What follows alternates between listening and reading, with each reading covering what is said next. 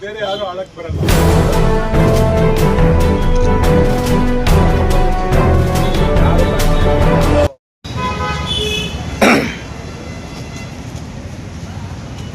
ನಿಲ್ತೇವೆ, ಸತ್ಯ ನ್ಯಾಯದ ಪರವಾಗಿ ನಿಲ್ತೇವೆ. ಹಾಗಾಗಿ ಇವತ್ತು ಯಾವ ಸಮುದಾಯ ಯಾವ ನೆಂಟನ್ನು ಕೇಳದೆ ಇವತ್ತು ನಿಮ್ಮ ಜೊತೆ ಬಂದಿಷ್ಟು ಗಟ್ಟಿಯಾಗಿ ನಿಂತಿದ್ದೀವಿ. ನ್ಯಾಯಕ್ಕಾಗಿ ನಾವು ಒತ್ತಾಯವನ್ನು ಮಾಡ್ತಾ ಇದ್ದೀವಿ, ಆಗ್ರಹಿಸ್ತಾ ಇದ್ದೇವೆ. ಖಂಡಿತ ನ್ಯಾಯ ಸಿಗಬೇಕು.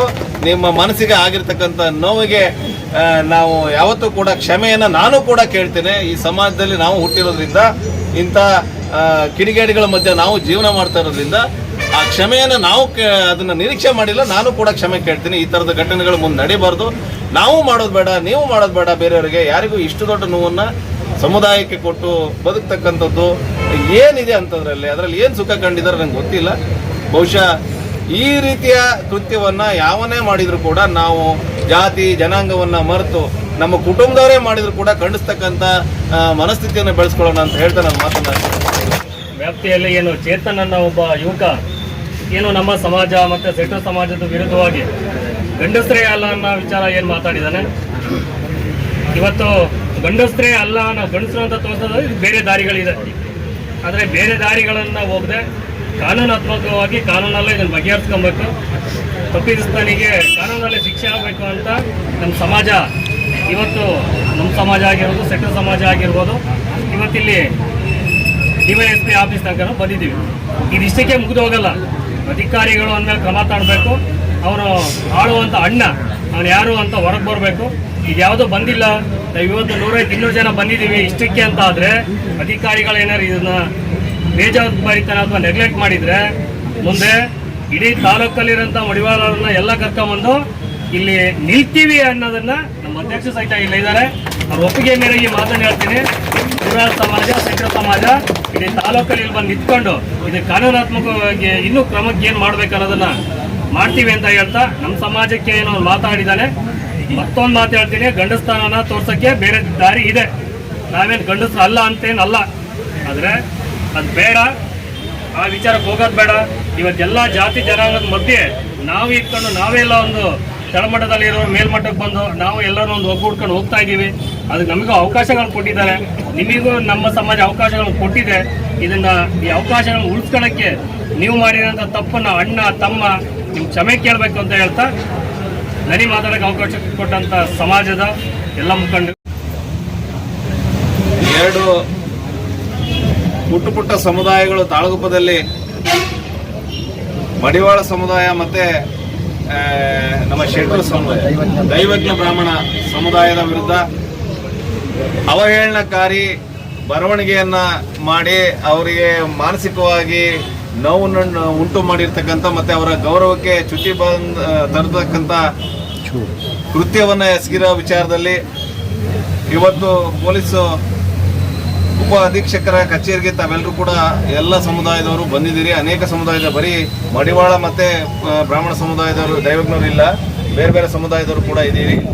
ನಾವು ಕೂಡ ಎಲ್ಲೂ ಹೇಳ್ಕೊಂಡಿಲ್ಲ. ನಾವು ಇನ್ನೊಂದು ಸಮುದಾಯನ, ಎಲ್ಲೂ ಸಮುದಾಯದ ಬಗ್ಗೆ ನಾನು ಮಾತಾಡೋದಿಲ್ಲ. ಆದರೂ ಕೂಡ ಆ ವ್ಯಕ್ತಿ ಯಾರು ನಿಮ್ಮ ಬಗ್ಗೆ ಅವಹೇಳನ ಮಾಡಿದ್ದಾನೆ ಅದನ್ನು ನಾವು ಉಗ್ರವಾಗಿ ಖಂಡಿಸ್ತೇವೆ. ಆ ಖಂಡಿಸೋ ದೃಷ್ಟಿಯಿಂದನೇ ಕೂಡ ನಿನ್ನೆಯಿಂದನೂ ಕೂಡ ನಿಮ್ಮ ಜೊತೆಗೆ ನಾವು ಗಟ್ಟಿಯಾಗಿದ್ದೇವೆ.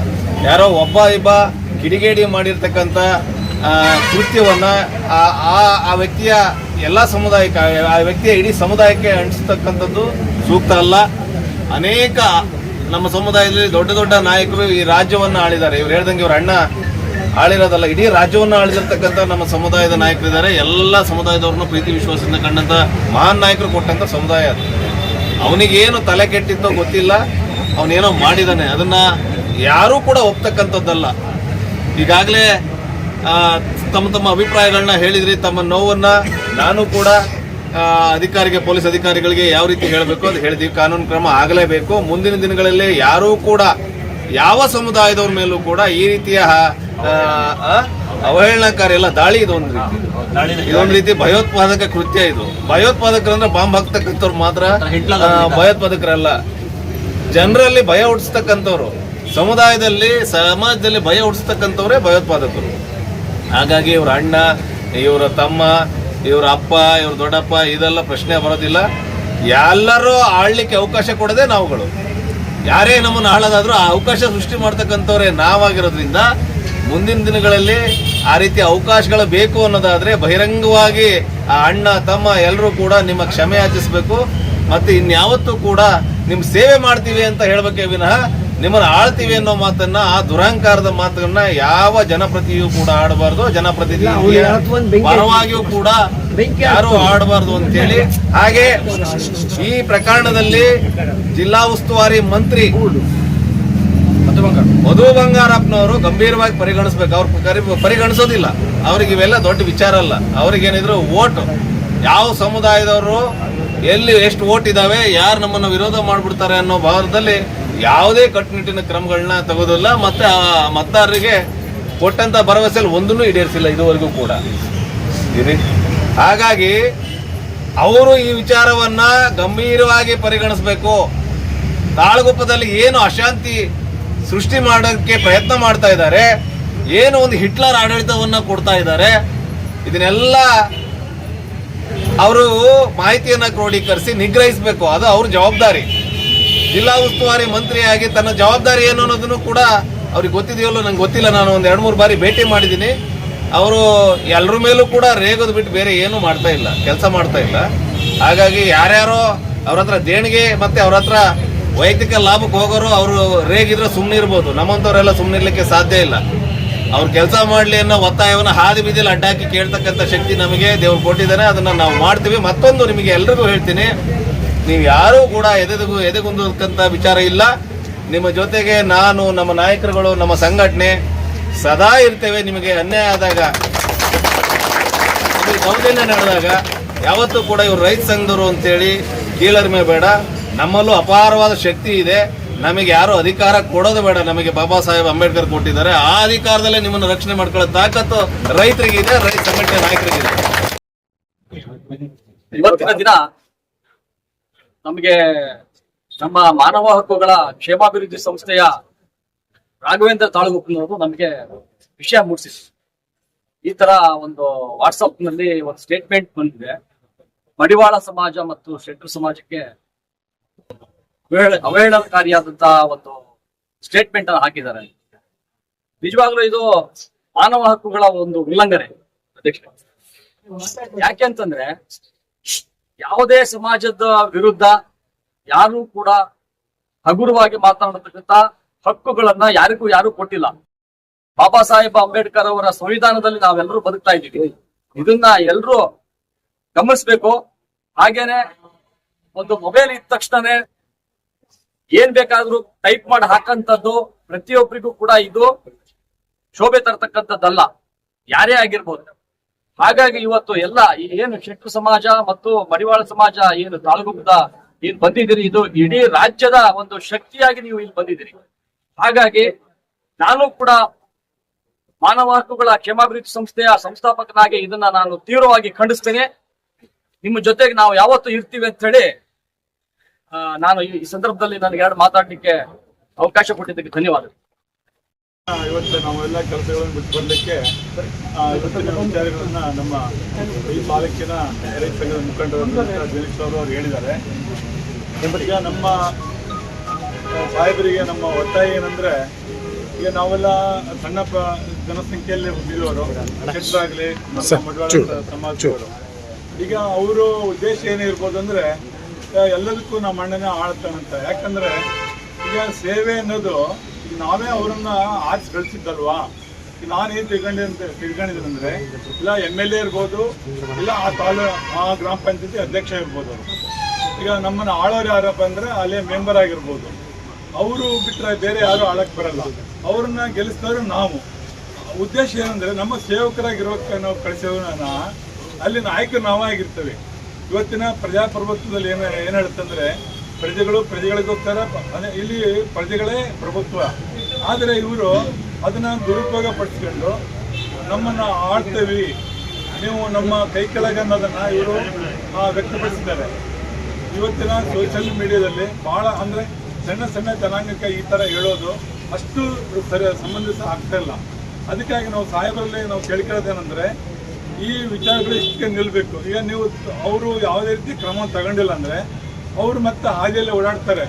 ಏನು ಮತ್ತೇನು ಮಾಡಿದ್ರು, ನಮ್ಮನ್ನೇನು ಮಾಡೋಕ್ಕಾಯ್ತು ಅಂತ ಹೇಳಿ ನಮ್ಮನ್ನು ಇನ್ನೂ ನಮ್ಮ ಅಸಡ್ಡೆ ಕಾಣ್ತಾರೆ.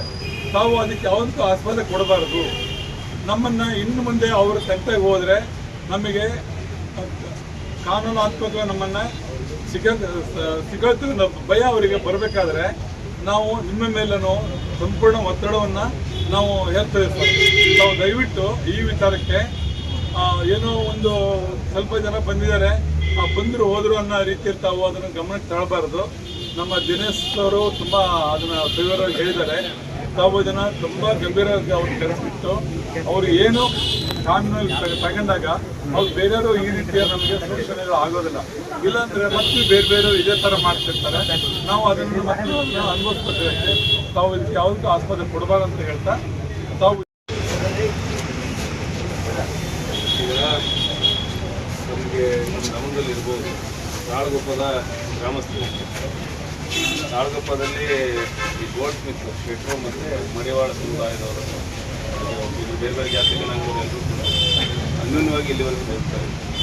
ಸಾಮಾಜಿಕ ಜಾಲತಾಣದಲ್ಲಿ ವ್ಯಕ್ತಿಯೊಬ್ಬ ಅದನ್ನು ಗಮನಿಸಿದ ನನ್ನ ಮಧ್ಯೆ ಭಾಳ ಅವಾಚ್ಯವಾಗಿ ಸಮುದಾಯಗಳ ಮಧ್ಯೆ ಕಂದಕ ಸೃಷ್ಟಿ ಮಾಡೋ ದೃಷ್ಟಿಯಲ್ಲಿ ಆ ರೀತಿಯ ಅಭಿಪ್ರಾಯ ಇರ್ಬೋದು.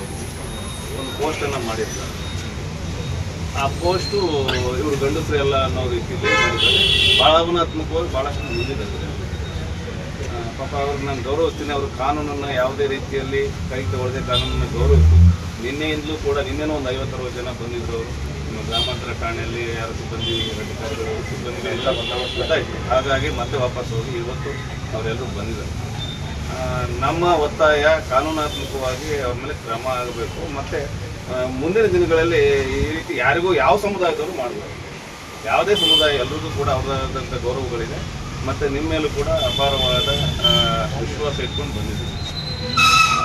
ಇಲ್ಲಿ ನಡೀತಕ್ಕಂಥದ್ದು ಬರೀ ಆ ವ್ಯಕ್ತಿ ಒಬ್ಬ ಅಲ್ಲ, ಬಹುಶಃ ಮುಂದಿನ ದಿನಗಳಲ್ಲಿ ಇದ್ರ ಬಗ್ಗೆ ಅರಿವು ಮೂಡಿಸೋಂಥ ಕೆಲಸಗಳು ಆಗಬೇಕು. ಪೊಲೀಸ್ ಇಲಾಖೆ ಇರ್ಬೋದು, ನಮ್ಮಂಥವ್ರು ಎಲ್ಲರೂ ಕೂಡ ಸಾಮಾಜಿಕ ಜಾಲತಾಣವನ್ನು ಹೇಗೆ ಬೇಕಾಗಿ ಬಳಸಿ ಸಾರ್ವಜನಿಕರಲ್ಲಿ ಗೊಂದಲ ಮೂಡಿಸ್ತಕ್ಕಂಥದ್ದು, ಭಯ ಹುಟ್ಟಿಸ್ತಕ್ಕಂಥದ್ದು, ಅವಮಾನ ಮಾಡ್ತಕ್ಕಂಥದ್ದು ಇದೆಲ್ಲ ನಡೀತಾ ಇದೆ. ಇವತ್ತು ಗಂಡಸರಲ್ಲ ಅನ್ನೋದನ್ನು ಗಂಡಸರ ತೋರಿಸ್ಲಿಕ್ಕೆ ಅಲ್ಲಿಂದ ಹೋಗ್ಬೋದಾಗಿದ್ದವರು ಬೇರೆ ರೀತಿಯಾಗಿದ್ದರು. ಬಟ್ ಕಾನೂನು ಮೇಲೆ ಗೌರವ ಇಟ್ಟು ಅವರು ನಿಮ್ಮ ಬಳಿ ತಮ್ಮ ನೆಲೆಯನ್ನು ಹೇಳ್ಕೊಳ್ಳಿಕ್ಕೆ ಬಂದಿದ್ದಾರೆ.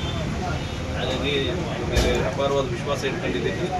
ಈ ರೀತಿಯ ಕೃತ್ಯಗಳು ಮತ್ತಾರು ಮಾಡಬಾರ್ದು. ಆ ರೀತಿಯ ಅರಿವು ಮೂಡಿಸಬೇಕು. ಮತ್ತು ಇವರು ಕೂಡ ಕಾನೂನಾತ್ಮಕವಾಗಿ ಏನಾಗಬೇಕು ಅದು ಆಗಬೇಕು ಅಂತ ಹೇಳಿ ಒತ್ತಾಯವನ್ನು ಮಾಡಲಿಕ್ಕೆ ಬಂದಿದ್ವಿ. ನಮ್ಮ ಸಹಕಾರವನ್ನು ಮತ್ತು ನಮ್ಮ ಗ್ರಾಮ ಅಧ್ಯಕ್ಷ ಲಕ್ಷ್ಮೀನಾರಾಯಣ ಬ್ರಾಕಡ್ ಅವರಿಗೆ ನಮಸ್ಕಾರ. ಏನು ನಿನ್ನೆ ಕಳೆದ ಶುಕ್ರವಾರ ದಿನ ರಾತ್ರಿ ಸಾಮಾಜಿಕ ಜಾಲತಾಣದಲ್ಲಿ ತಾಳಗುಪ್ಪ ಗ್ರಾಮ ಪಂಚಾಯಿತಿ ವ್ಯಾಪ್ತಿಯಂಥ ಒಂದು ಪುಟ್ಟ ಗ್ರಾಮದಲ್ಲಿ ಒಂದು ಜಾತಿಗಳಲ್ಲೇ ವೈಷಮ್ಯ ಬರೋಂಥ ಒಂದು ಸಂದೇಶ ಸಾಮಾಜಿಕ ಜಾಲತಾಣ ಹರಿದಾಡಿದೆ. ಇದ್ರ ಬಗ್ಗೆ ತಾವು ತಾಳಗುಪ್ಪ ಗ್ರಾಮ ಪಂಚಾಯತ್ ಅಧ್ಯಕ್ಷರು ಹಾಗೂ ತಾಲೂಕು ಪ್ರಥಮ ಪ್ರಜೆಯಾಗಿ ತಮ್ಮ ಅಭಿಪ್ರಾಯವೇನು? ನಮಸ್ಕಾರ. ನಾನು ತಾಳಗುಪ್ಪ ಗ್ರಾಮ ಪಂಚಾಯತ್ ಪ್ರಥಮ ಪ್ರಜೆಯಾಗಿ ನನ್ನ ಊರಿನ ಎಲ್ಲ ಗ್ರಾಮಸ್ಥರು ಏನು ಎಲ್ಲ ಜಾತಿಯ ಜನಾಂಗಗಳು ಅಣ್ಣ ತಂದೆ ಥರ ಜೀವನ ಮಾಡ್ತಾಯಿದ್ವಿ. ಇದರ ಮಧ್ಯದಲ್ಲಿ ಯಾರೋ ಒಬ್ಬ ವ್ಯಕ್ತಿ ಕಿಡಿಗೇಡಿ ಇವತ್ತಿಂಥದ್ದೊಂದು ಕೆಟ್ಟ ಕೆಲಸವನ್ನು ಮಾಡಿದ್ದಾರೆ.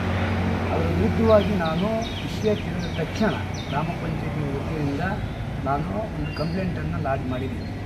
ಆ ಕಂಪ್ಲೇಂಟ್ ಮಾಡಿ ಆ ವ್ಯಕ್ತಿ ಯಾರೇ ಆಗಿರಲಿ, ಅವನ ಹಿನ್ನೆಲೆ ಏನು, ಅವನ ಹಿಂಗಡೆ ಯಾರ್ಯಾರಿದ್ದಾರೆ, ಸತ್ಯಾಂಶ ಹೊರಗಡೆ ಬರಬೇಕು.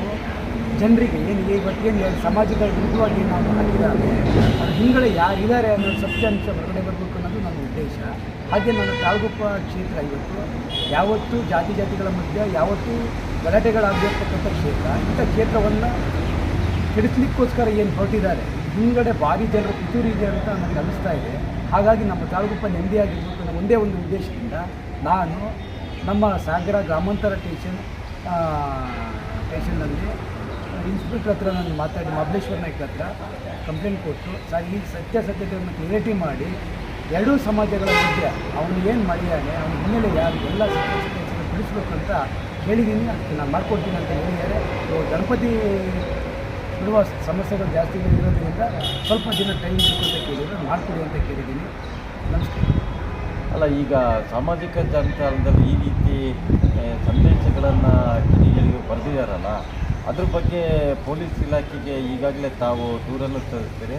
ಪೊಲೀಸರು ಯಾವಾಗ ಆ ವ್ಯಕ್ತಿಗಳನ್ನು ಕರೆದು ಕಾನೂನು ಕ್ರಮ ಕೈಗೊಳ್ತೀನಂತೆ ತಿಳಿಸಿದ್ದಾರೆ. ಈಗ ಗಣಪತಿ ಬಿಡುವ ಸಂದರ್ಭ ಎಲ್ಲ ಇಲಾಖೆಯವರಿಗೂ ಆ ಕಡೆ ಈ ಕಡೆ ಹಾಕ್ತಾ ಇರೋದ್ರಿಂದ ಸ್ವಲ್ಪ ಟೈಟ್ ಆಗುತ್ತೆ. ನಾನು ಇಮಿಡಿಯೇಟಾಗಿ ಆದಷ್ಟು ಬೇಗದಲ್ಲಿ ಯಾರೇ ಆಗಿರಲಿ ಆ ವ್ಯಕ್ತಿನ ತಂದು ನಾವು ಸತ್ಯತೆಯನ್ನು ಹೊರಗಡೆ ತಂದು ಎರಡೂ ಸಮಾಜದವರಿಗೆ ನ್ಯಾಯ ಕೊಡಿಸೋ ಕೆಲಸ ಮಾಡ್ತೀವಿ ಅಂತ ನನಗೆ ತಿಳಿಯಿದೆ.